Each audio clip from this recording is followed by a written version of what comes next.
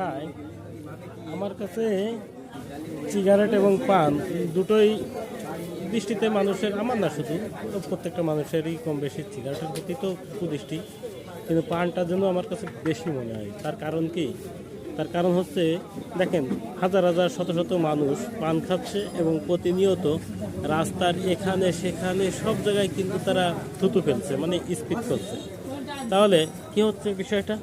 দুর্গন্ধ, নোংরা এবং মানুষের মুখের যে ব্যাকটেরিয়া, সেটা কিন্তু পানের রসের সঙ্গে তার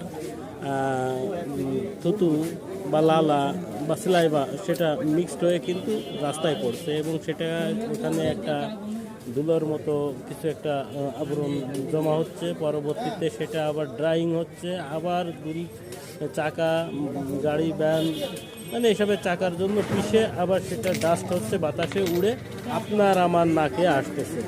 এবং প্রতিনিয়ত প্রত্যেকটা রাস্তাঘাট কিন্তু এত নষ্ট, নোংরা। আপনারা যদি দেখেন, আমার এই ক্যামেরায় আনাটাও আমার কাছে খুবই অপছন্দনীয় হচ্ছে, যে আপনারা যদি দেখেন ভালোভাবে ফলো করে, যে আমরা কি পরিমাণ আমাদের দেশের রাস্তাঘাট এইভাবে নোংরা করি। অন্যান্য জিনিস দিয়ে তো করি, আর পান খাওয়ার এইসব দিয়ে নোংরা করি, এটা দেখলে আসলে যায় না।